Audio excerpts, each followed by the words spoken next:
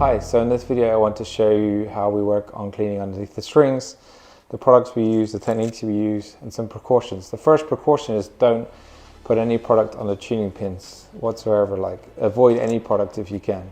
I know some people use things like, I've heard people use WD-40, I've heard people use Cori products around there, but anything that seeps into the pin can damage the wood and affect your tuning, which is extremely expensive to repair. And so the next thing is, if you're using metals inside the strings or underneath the strings, be cautious not to scrape the soundboard, because if you do, it's hard to refinish. If you'll be lucky if you do a tiny one in the corner, but you might scrape the middle and it'll be obvious for years to come. So there's some warnings out of the way. The tools you need for this are some wax. If you're going to wax the soundboard, you need some clean cloths, and microfiber's the best to not scratch anything. You need an implement to get under the strings, and we have, in this video, I'm going to give you 3 examples of how to do that. You also need something to clean the strings with, and in this case, Scotch-Brite powder will do just the fine job. There's also a rubber for metal strings, but we don't use that very much. Another tool you need is a good vacuum cleaner. We use a Shark vacuum cleaner, and you also need a blower of some sort to blow the dust out. So the first thing to do would be to clean the strings and to get the dirt off the strings.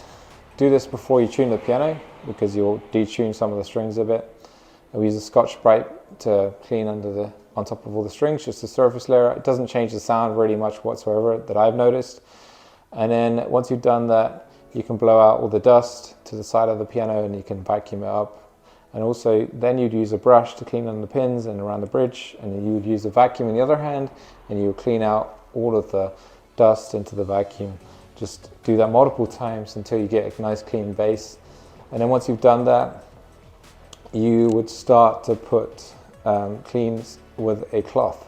So there's a couple of ways of doing that. We have these brass rods. They have their own cloth, but we prefer to put cloth in first. We use a screwdriver to put the cloth in under the strings, or a brass rod, and then careful not to scratch the soundboard.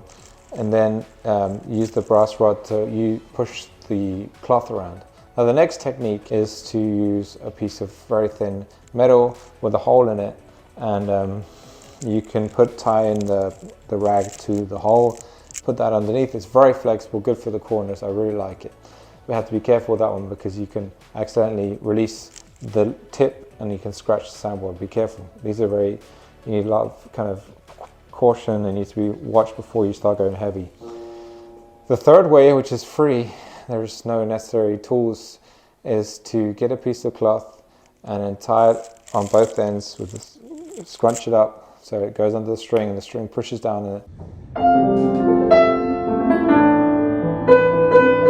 Get 2 people on either end, or yourself, and if you're tall like myself, and you can sweep the bottom of the soundboard like that. That works actually pretty well. We used to use that all the time, and you don't need any tools. If you run out of tools, it's a good solution.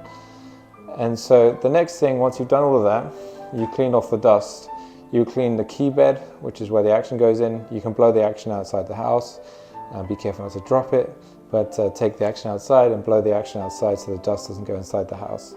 You will make the house a bit dusty. Unfortunately, there's not really a way around it unless you build a tent around the piano, which I've seen before. And then once you've cleaned out all the dust, you could wax the soundboard.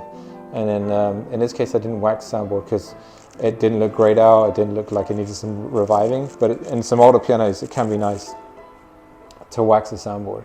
If you scratch anywhere, you can put some Old English in, and that can slightly cover up scratching, but I avoid it at all costs. So avoid dust in your piano, keep the lid closed, but I wouldn't recommend that because you're going to find yourself not playing so much, not having such a good sound.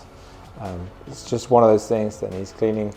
My final recommendation would be get a piano technician to do the work for you, because you risk scratching, you risk putting chemicals in the wrong places.